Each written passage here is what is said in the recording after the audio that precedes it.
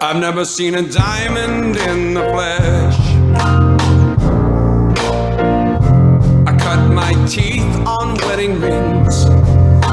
Dude, that's pretty cool. Man, that is On this that sad is a clown. sad clown. Proud of my address. Dude, that's pretty good. This is The Gloom, bringing you weekly interviews with F3 Omaha Packs, exploring their F3 experiences and finding those sticky elements that create the glue in the gloom. This guy he's a member of the animal family that keeps me up at night. I'm afraid of mountain lions running out here in the country. And this guy is also the nicest guy in F3 Nation. I don't know. We'll talk about if that's self-determined or not. Also was the recent site Q at Wild Kingdom. And I think he's officially in charge of the two club conundrum, but I'm not sure. He'll have to tell us about that. But we got Mufasa on the cast this morning. So Mufasa, you looking good, man. Happy Monday.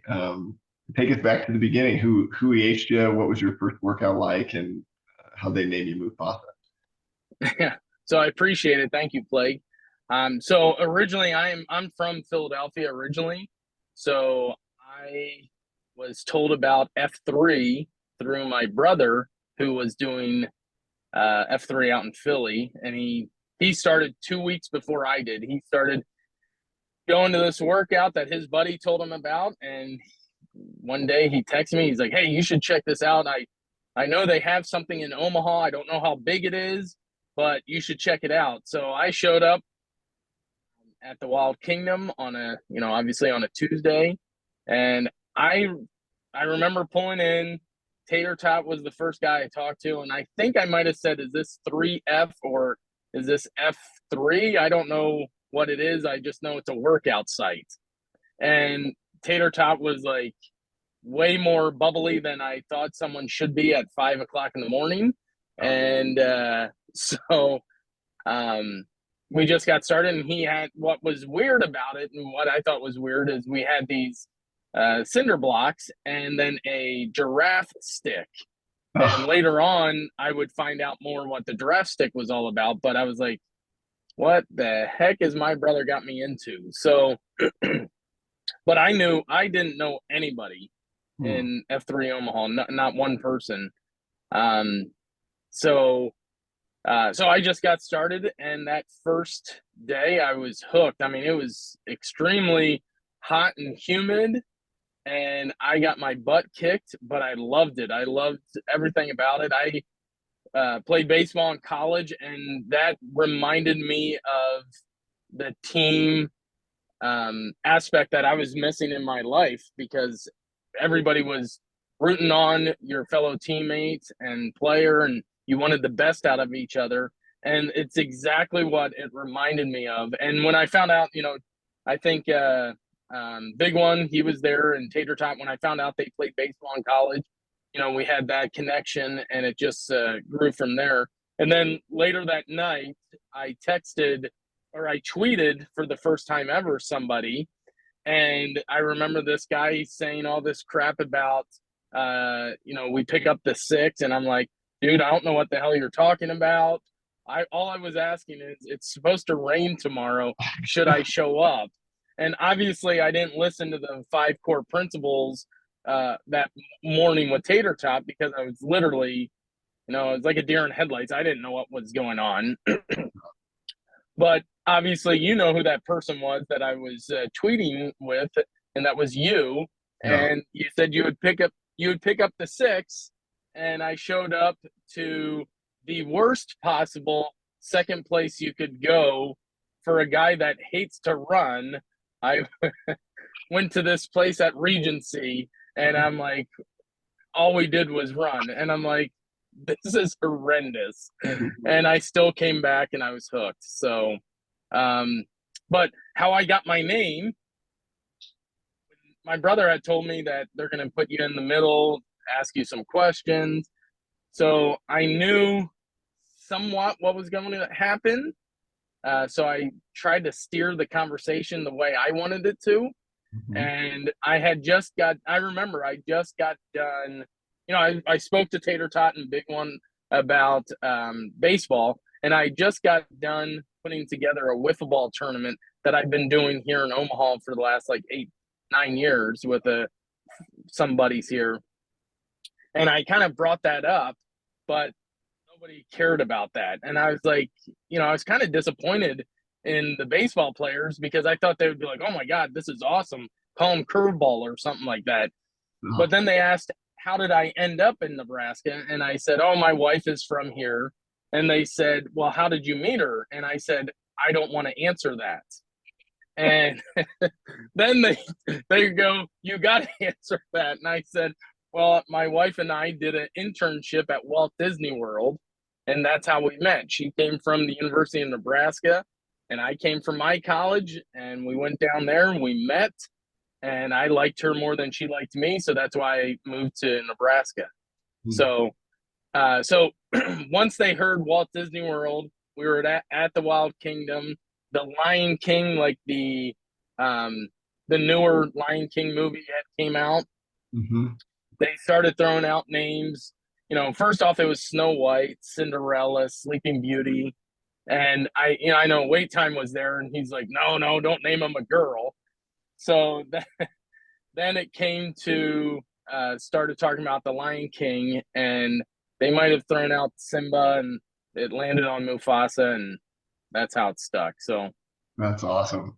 Well, you got lucky, it sounds like, because I could be talking to Cinderella today. yeah, or Sleeping Beauty, yes. That's awesome. What, how long were you in Omaha before you found F3? Oh, I've been in F3 now 3.5 years. So I mean 18, 19 years. So Oh, okay. So you were, yeah, yeah. yeah, I moved to Nebraska the last day of 2000. Okay. So, and I started in 2019. So basically 19 years. Gotcha. Okay. And remind me who your brother is. I feel like he's famous or something. Is not like C-SPAN or somebody like that. No, C-SPAN is who was the Nantan in Philly, and he kind of brought my brother under his wing. But El Toro is my brother. Okay. And the reason why I go every day, well, I haven't gone much lately, but that's a different story. But the reason why I went was what I saw it did for my brother Hmm.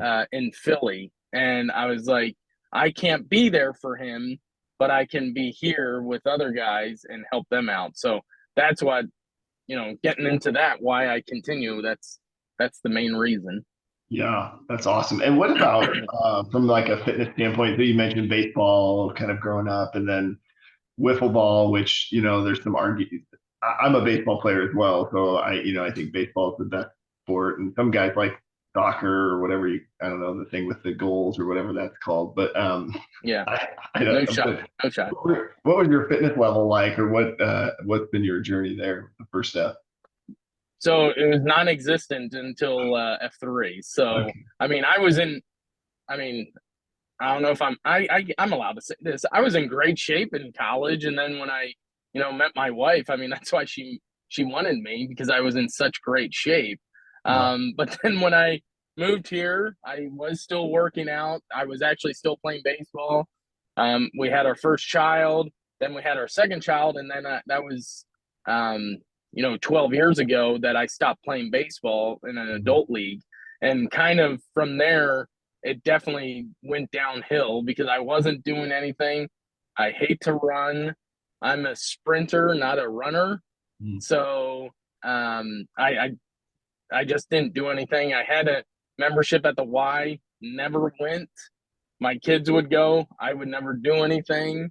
Mhm. I would play some basketball Sunday nights, but that's basically it. So I know I needed it. And when my brother told me about it, it clicked. It wasn't like I had to be nudged or anything. It was just like, hey, check this out. And I'm like, man, this is perfect. I hate getting up in the morning, but I can do it. I need to change my life. So I came out and took it by storm and love it. That's awesome. What have you seen improvement wise? I mean, I feel like I see you out there running now. Have you had other benefits in that first step category? Oh yeah, I'm definitely I up until joined F3, my back would be every few months or so, I would wake up and it would be so sore and I was hurting. And there was one time, like, I would never miss work or anything for an illness or anything like that. And I one day my back was killing me and I couldn't even get out of bed. And this is probably 7, 8 years ago, and I didn't even go into work that day. And finally, I did some stretches, and finally I was able to move around, but it just killed. But ever since I started doing F3, working out consistently, my back, I haven't had any issues with my back. That's So, awesome. and then, when I first started, well, about 6 months later, I weighed the heaviest I ever weighed. I was at 218.3 pounds. And yes, I remember, because this is the worst. And I was working out, but it was over the winter time where I kind of took some time off, because I was like, this is way too cold to be working out outside. Yeah. But I decided in 2020 to do something different, and I ended up losing about 40 pounds. Wow. Just like a lot of people have. And like a lot of people, I put it back on, but there's a difference. It's a lot more muscle, and I can tell a difference in just the way my clothes fit and everything. That the stuff that I was wearing 5 years ago, they're too big on me now. Yeah. But even though I might be at the similar weight I was 5 years ago, or I'm not over 100 anymore, but it's just that it fits better, and I'm in much better shape. Yeah. No, that's awesome. And just so guys are aware, I think a lot of that you probably get from all the burpees that you do, right? Because when you lead a workout now, you you have guys doing 50 burpees before it even starts. So I think that's your favorite exercise. So I hate burpees, and I hate burpees when they're in the middle of a workout. I know they're good to do them. And I just thought of an idea one day when I was thinking about my workout. Oh, maybe I should do it while I'm doing my intro. No. And it'll also stick with the intro. It'll keep it a little bit longer. And it takes about, I say it's 5:30. Let's do 5 burpees. Welcome to the Wild Kingdom. Let's do 5 burpees.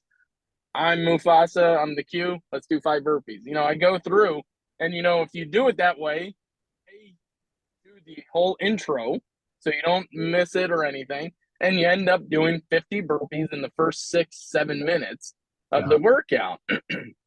And yeah, it stinks at the end, but when you break it up into 5 and you do 10 sets of it, you can say, later on in the day, I did 50 burpees this morning. You don't have to say I did 10 sets of 5. No. So when I do my intro, we do more burpees in the first 6 minutes than anybody else. But I remember hearing, I wasn't there when Blue Suede started a workout, and I think he said, it's 5:30. Okay, do 100 burpees. Yeah. And thank God I wasn't there, because I would not have came back, because it sounded like it was right when I started. So yeah, that was a paradise one morning. Well, I love it. I think it's a genius way to get your burpees in, and like you said, before you even start the workout, you've got 50 of them. It's awesome. Exactly. So I want to talk to you a little bit, because you're kind of in this like transplant category, maybe, but it sounds like you've been in Omaha for a long time. But at that first workout, gosh, you would have probably had like Tonight Show Big One, sounds like Tater Tot, some guys that have been doing F3 for a long time. But what was the fellowship kind of journey like, or how did you begin building those relationships with guys? Well, I'm not very outgoing, so it's really hard for me to meet people. And that's probably why I was coined the nicest guy in F3 Nation, not just Omaha. But Yep. I can talk to anybody. So it's easy for me if I'm not talking a lot, just like this podcast. I'll probably hijack this whole podcast and talk the 90% of the time. But I just need to be talking to someone. And when that first at the Wild Kingdom, it was, you have Tater Tot that he doesn't shut up either. So, and then wait time, he's the leader and all that, and all hail wait time. But everybody was picking me up and helping me out. And when you have a common bond, and for me, it was baseball, wait time being from another state that was, helped out. So, and then, being from Philly, everybody says brotherly love. And maybe that's why I was coined the nicest guy, because I'm from Philly. So, but it just meshed so well. And like I said, with the baseball in college, that team aspect, that is one thing I was missing. And everybody talks about this, that I have a lot of friends here, but I have no friends that I could talk to about personal stuff. I have a business partner for one of the businesses I have, and I've never talked to him about what's going on or anything. He'd probably, if I started talking, he'd be like, "All right, dude, I gotta go," and he would hang up the phone. So, and hence the reason why he's never came to F3 either. So, yeah. Is that just, you feel like it's just, I mean, it's shared mission, you're going through a challenge together, and then there's opportunity. I mean, you feel like that's kind of been the secret sauce for you, just putting you in that space, you've been able to build some good relationships there, it sounds like. Yeah, I mean, again, it's like-minded people, and we're getting together for the same cause. And I'm one of those that I love meeting new people. My wife sometimes is annoyed by it. I remember, but she also says, like, if we go into a crowd, she always wants me to lead because she knows I'll talk to whoever. And I remember my best friend growing up, who I've tried to do F3. He's back in Philly. He's good buddies with my younger brother as well. And they've tried. He won't show up or anything. But I remember when we were in college going out to bars and stuff, he said to me one time, he's like, "When we go out tonight, try not to be so nice." Yeah. Like, what do you mean by that? He goes, "Well, sometimes you just talk to whoever." And I'm like, well, first off, isn't that what we're supposed to do, is go out and meet somebody? Yeah. So where do you think that comes from? Or is that just how you were raised? Or just personality? Yeah, so both my parents are from Ireland. Okay. And my dad is, I talk about this a lot when I've done Qs before. My dad came to this country with $5 in his pocket, and he owns real estate now. He had a successful business. He turned 77 yesterday. He's still working, and he's a roofer and carpenter. But working with him my whole life growing up, I didn't work at McDonald's or whatever. I worked for my dad every summer, even after school. Sometimes if he needed me, I would go work. But the way he would talk to people, he was so outgoing, and it was so amazing that nobody could tell if he was lacking in some skill or not. And my whole family is outgoing. Well, I have an older brother and sister that aren't as outgoing as I am, but we can talk to anybody. It was just the way we were raised. I mean, if someone came into our house, if we didn't stand up and shake their hand, even if it was the neighbor that we saw every day last week and for the last 3 years, my dad would get mad at us. Oh, wow. So yeah, that's how we were raised. We shook everybody's hand when they came in, and if we didn't stand up, we even got in trouble. So it was just it's all because of my parents, mainly my dad, that really instilled that in us to talk. And I tell my kids that right now, because you can go so much further in life if you just talk. And I I tell this all the time. People want to look at my college GPA because I was not smart at all. And most people that know me will say that, but I can talk my way out of it. And I've never had an issue getting a job or fitting in because I can talk to whoever. Yeah. How have you seen that play out in F3, just with like kind of this constant, new guys coming in and different personalities? Some guys are maybe introverted or didn't grow up that way. I mean, how has that played out for you within F3?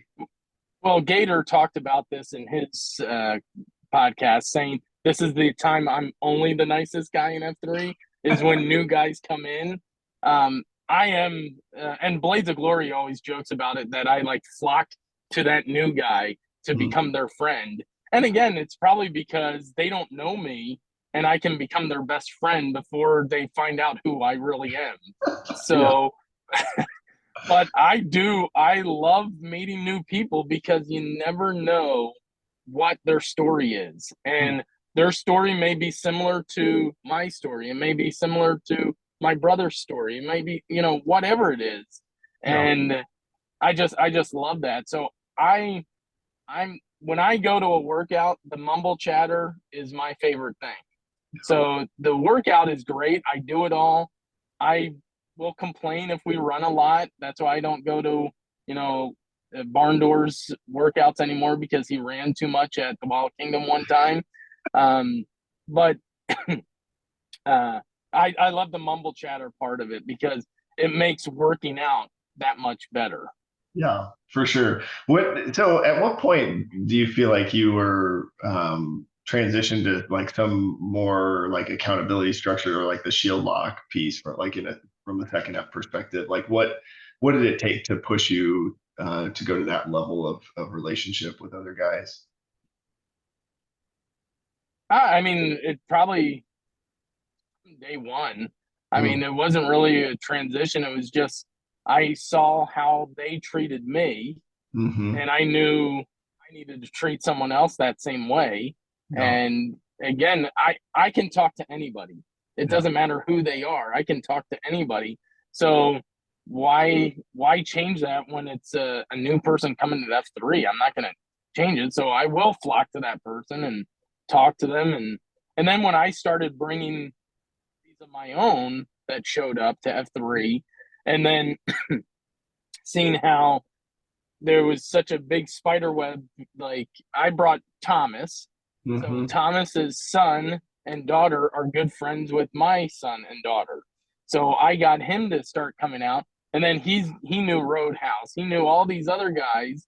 And it just blew up from there. And then Chippendale, I helped bring him in. I know Jean-Claude helped bring him in.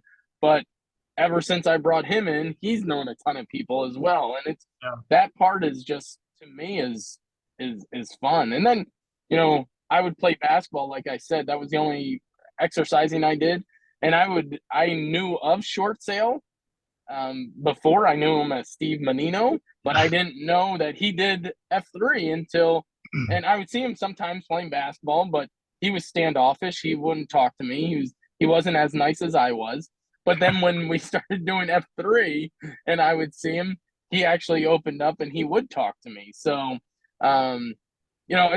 it's neat that how far F3 has gone, not just in my life, but in Omaha, how we're intertwined with so many different people. And it's fun to see random people say, oh, are you, like even women say, oh, are you part of F3? My buddy does that, or my husband's friend does it, and they'll say the name. And I'm like, okay, do you know the nickname? I don't know. I don't know who that is. And then I'm like, oh yeah, I know who that is. Yeah, for sure. Sometimes I'll get out the roster and look for the guy, I'm like, oh yeah, I know that guy. His name is that, whatever. That was the only reason why I said I would be the Psycho at the Wild Kingdom, because I wanted the roster in case that happened. That's funny. What about from like a shield lock perspective? How has that impacted you? Has that been a helpful thing, or what are your thoughts there? Yeah, it definitely has. I mean, it's just, F3 is all about accountability. Shield lock is even a deeper accountability. So there are days, I mean, since I've been talking to you, I've gotten like 6 or 7 texts from my shield lock. So sometimes it's annoying, especially when I'm trying to get some sleep or do work. But it is great accountability because, I get texts from other guys and I'm like, yeah, I'm not going to show up. But, Wednesday we have a shield lock beatdown that's scheduled. So if I don't show up, I actually will get blasted from 4 other guys out there, and especially Gator. And he's too quick-witted for me. And so I have to make sure I'm on the right side of him or else I do get blasted. So. Yeah. Oh, that's funny. No, I think it's cool. And seeing all of the guys in your shield lock, either current site queues or former site queues or just kind of watching you guys support each other has been really, really cool from my perspective. So kudos on that. I'm curious your thoughts, so you think about, fitness, fellowship, and faith, that third F piece, kind of I know you're involved in a lot of events that are kind of a crossover, right, between like a second and third F kind of thing. So would love your thoughts on that, some of the events that you've enjoyed, and then also just kind of your personal kind of faith journey. What's that been like? So I've been growing up. I've gone to church my whole life. When I moved here, I've been going to church with my family and everything. I never once went to a Bible study, never did anything like that. I never prayed out loud in front of somebody else as well. Yeah. And when I first saw that first day, I was like, oh, this is really neat. And then just the other things that F3 community has done, F3 Omaha has done really, has really stuck with me, and that's what keeps me coming back. But it's definitely helped out a lot more with my faith because, again, it's all about the accountability. So the events that we've done that I've helped out with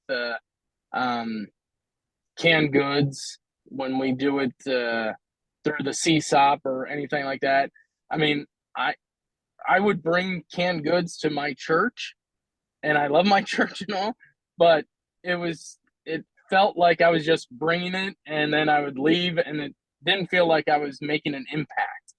When I'm going to a free workout with 150 other guys to do the CSOP and we all bring diapers or canned goods, I know we made an impact because it's a group of guys that aren't even getting paid to do this. We're not paying anything, and it's just that thing that's awesome to me. So, and then with the fellowship part, I have taken over the 2 club conundrum mainly because Ponzi left and he needed someone to take it over, and I think I was the only idiot that responded. But I love golf and I like leading that are fun to me, and it's something, and it's also easy for me to do. But it is fun. So I helped out this year and took it over, and it may burn and fail next year. I don't know. We'll see. But I just love to be able to be a leader. So it helps me become even a better leader. How do you feel like our packs respond when like a new guy like Chowda comes on the scene and starts winning all these events? How does that? Well, it's tough when you do events like that and you buy all these mulligans or whatever. When you have a big deep pocket, you can buy endless amounts of mulligans. So, I wouldn't say this out loud, but he cheats a lot too. So don't tell him that. Uh-oh, this is the next controversial tournament. I can feel it. Tell me, if you would, just share a little bit about your experience with the CSOP, because we've got one coming up right in January, and we got some guys that don't really know what that even is. So just from your perspective, it sounds like those have been impactful events. What would you say? Well, again, I hate to run. This last year when I did it, I had to leave early because of a volleyball, something I forget. I had to leave early, but I remember looking at. I think I'm drawing a blank. Hard hat had to leave at the same time, and when I left, we were at 6.5 miles ran, and the name says it all. Completely stupid and utterly pointless. I have never in my whole life ran that much in one day. And I don't want to do it again, but I will come out. But it was just the way they broke it up with the workouts, but a lot of fun. But just seeing everybody show up. I mean, I don't know how many people we had. 158 was it, or 140? I don't know what it was. I mean, that's crazy to see on a January day that many people come together and to work out and have a good time. And the mumble chatter was top notch.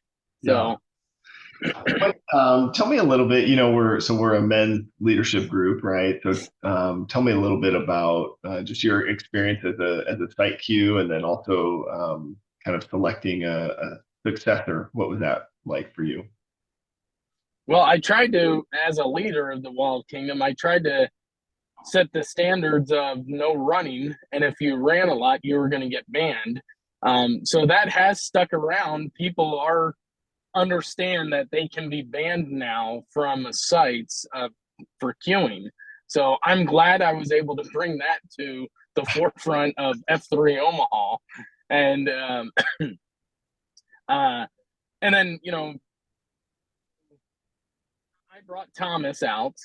He was selected by Tonight Show. I actually was a little jealous of Thomas getting it after I brought him, and then he becomes the site Q. But that's probably because Tonight Show doesn't like me. That's a different story. We can talk about that on another podcast. But then Thomas picked me, and it's because I would show up mostly on Tuesdays. And when I thought about who to pick to take over the next year of the Wild Kingdom, I became friends with Ketchup, and he was a good dude.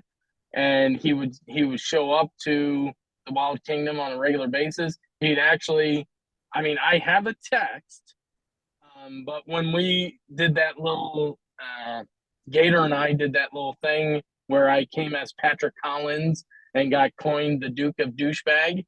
Yeah. He said, Ketchup did say, you're one of my favorite humans in the world. I have the text. I saved it.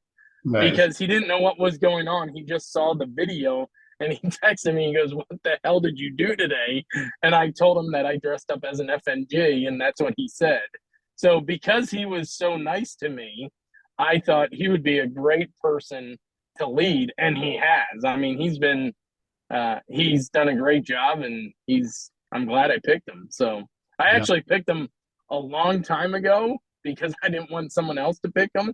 And also because I thought I wouldn't be able to last the whole year at the Wild Kingdom. So I just had him in my back pocket in case I had to bail out for any reason. But I lasted a full year, I think over a year, and he's done a great job.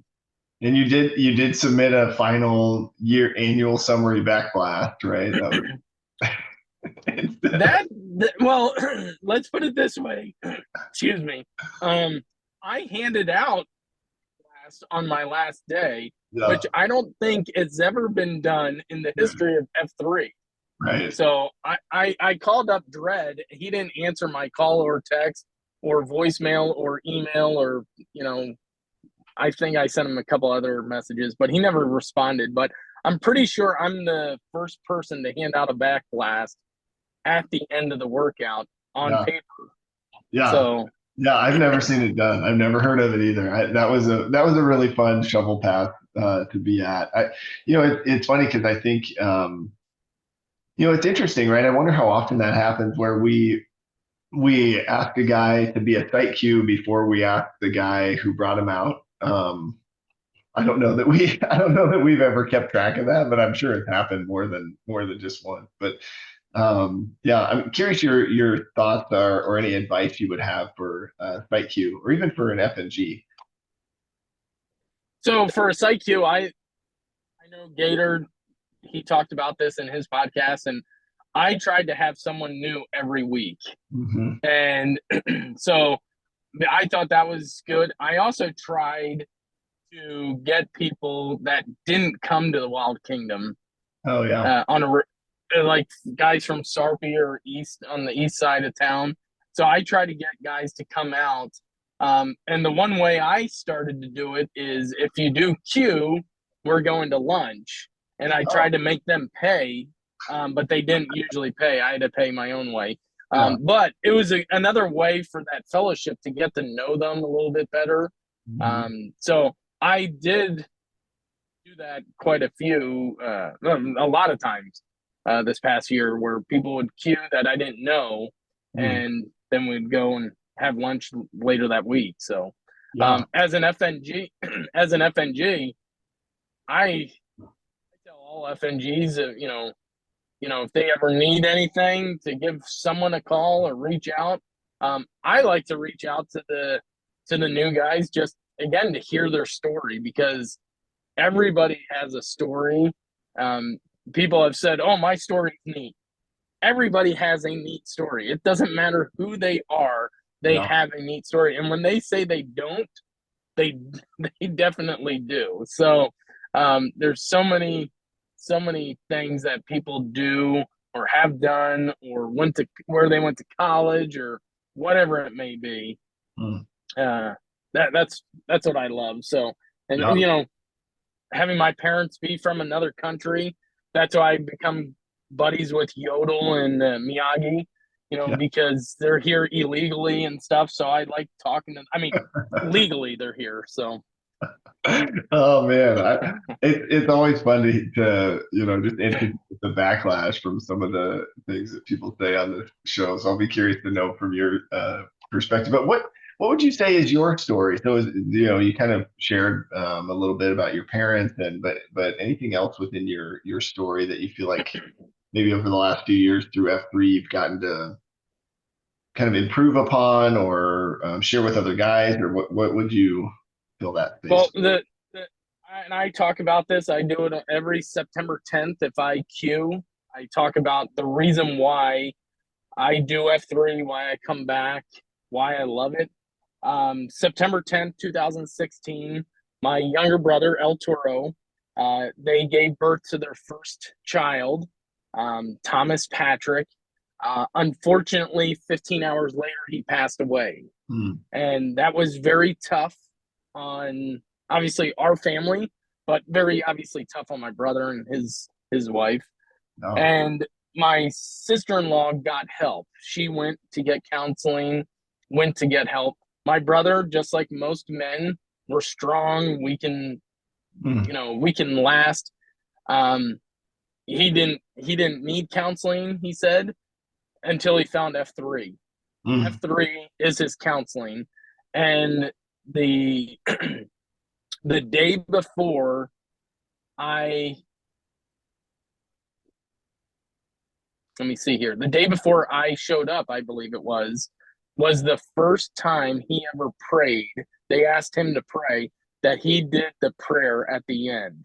Wow. And that was the first time he's ever done that. And when I heard that, it was just like, there's something here. And F3 is the counseling that people need. So we talk about the sad clown.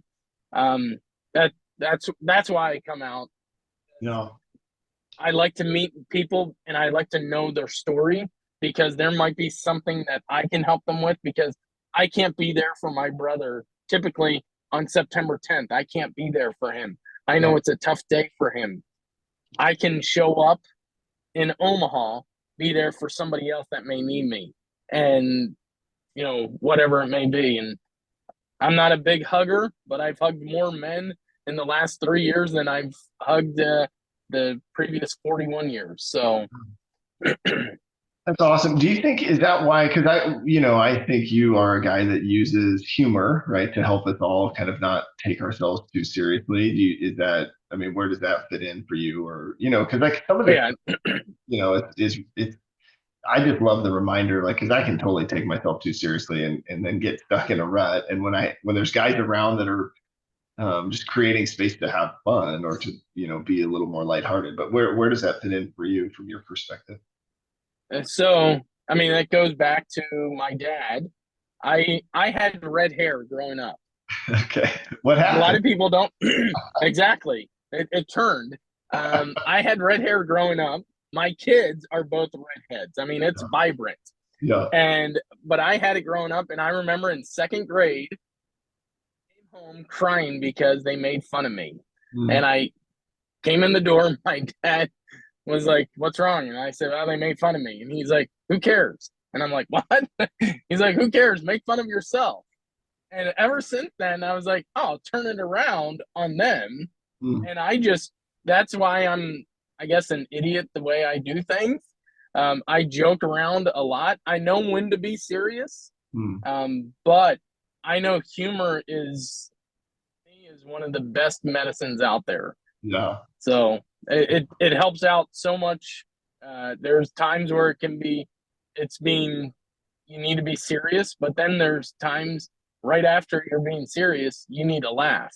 Yeah. And I'm not the funniest guy. I know, Gator is a funny dude. Fine Print is probably, in my opinion, one of the funniest guys out there. And but that's why, again, humor is what I need. It helps me out, and like I said, it's I think it's the best medicine. Yeah. No, I agree.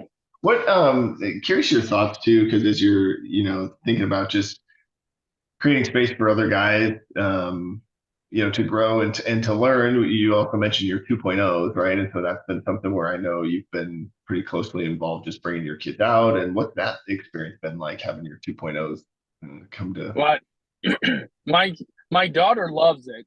She wishes that she could come out more often, and I said it's open to all men. I said you can go to FIA, but then I hear what some of the exercises are called over there, and I'm like, oh, maybe we need to wait a few years. Yeah, yeah, yeah, But I love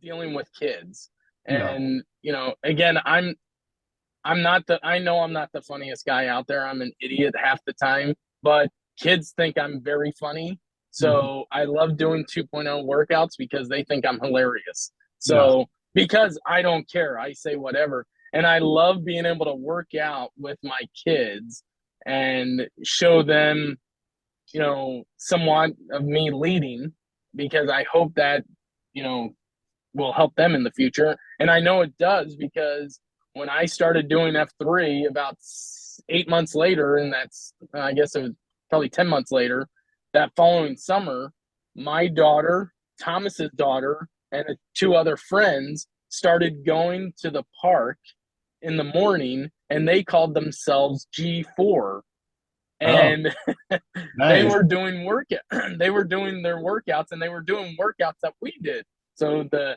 side straddle hops and the merkins and stuff, and they would run, and she would come home and tell me exactly what they did. And they did the Namerama and stuff, and she loved it. And we did a Father's Day workout, and Hansi, which I thought was odd that he actually asked me, because he's usually mean to me, but he asked my daughter to lead one of the stations.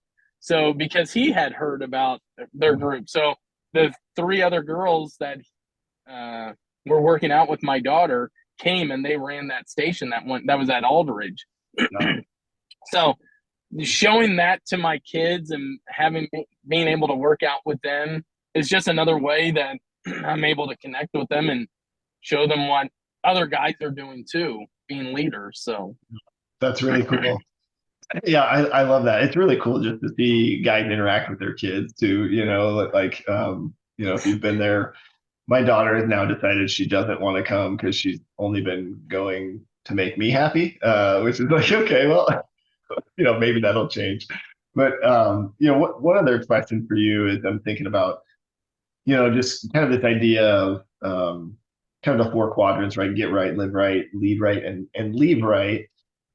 When you think about your legacy or kind of that leave right piece, what do you hope people remember or take away from their interactions with you?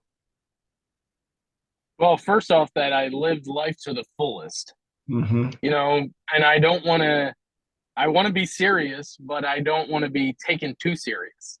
Yeah. But on the flip side, I do sometimes struggle inside sometimes where people say, "Oh, Mufasa or Gibbons, he just jokes around all the time," and I want to make sure they know I'm not always that way. And so that's why leading workouts or the two club conundrum, stuff like that, I can show a different side. I can still have fun, but I'm being a different type of leader.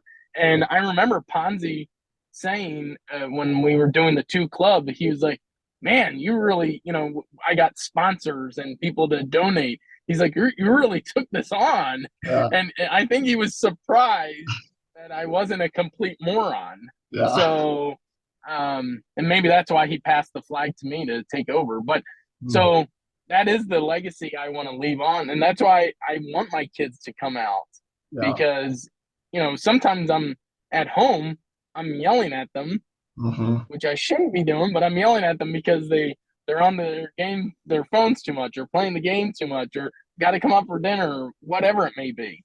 I just you can have fun, but then you can be serious, and so.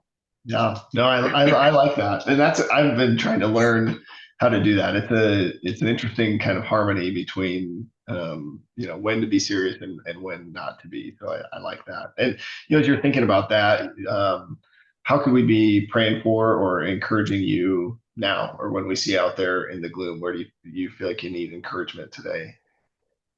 Well, kind of like I talked about at the beginning, is I have not been showing up as much since passing the flag, and I think it might be more due to the weather.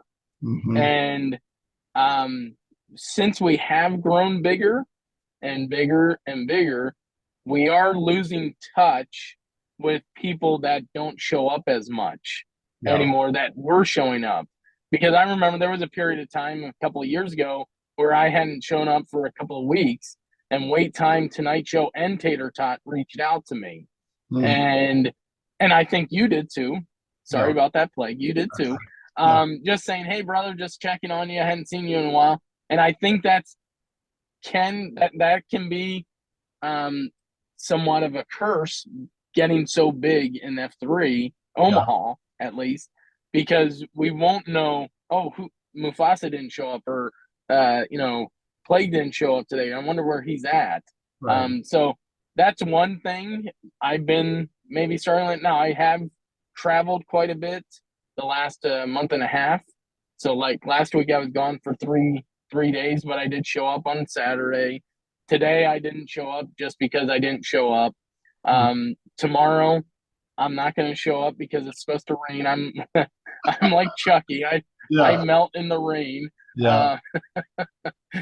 But that is one thing. If you don't see someone that hasn't been out that you used to see out all the time, even if you don't talk, especially if you don't talk to them, reach out and just send a quick text or, whatever. Absolutely. So one thing I would love, and I don't know how it would be done besides Slack, is, the site queues have the roster. If there was an easier way for people that aren't on Slack, or an easier way for other PAX members to have the roster. Now, I understand it can be good or bad, because there are some guys that showed up one time and may use that list to solicit business. But there is, but I guess that comes down to just getting to know your fellow PAX member and getting their phone number and stuff. So. Yeah, absolutely. We haven't talked about sharing the roster, and I think it's going to stay where it's at today, right? In order to get access, you got to be a site queue, but we are looking at what else could. I think you're right? It could be more than just the site queues that are reaching out to guys, but definitely hear you there. And it is tough, as the weather gets colder. It is hard. I think there's probably a list of guys we could all reach out to, but definitely we'll keep you keep you on that list. Anything else that you feel like we maybe didn't get a touch on today that you would want to share with guys that are listening? Anything, any encouragement for others, or just things that you would want guys to know about you? I think we covered it all. I mean, I don't think I coined the phrase "the nicest guy in F3." I think it was just given to me. We can discuss that later, but people will have different opinions on that. But the biggest thing is just to have fun. When you go out, you can do the hard work, but don't be so serious like khakis is all the time. I mean, it's not healthy to be that serious. So Yeah, no, I can vouch, at least for me, I'm way healthier when I don't take myself so seriously. So yeah, that's good. Well, we'll do Namerama here. I'll start us off. Brandon Fleehardy, 36, The Plague. the plague, Michael Gibbons, 45, Mufasa. Mufasa. That's awesome. Hey, thanks for just being vulnerable and sharing your story, man. I appreciate it. I think a lot of guys will identify. I appreciate it. Have a good afternoon. All right, you too, Plague. We'll see you.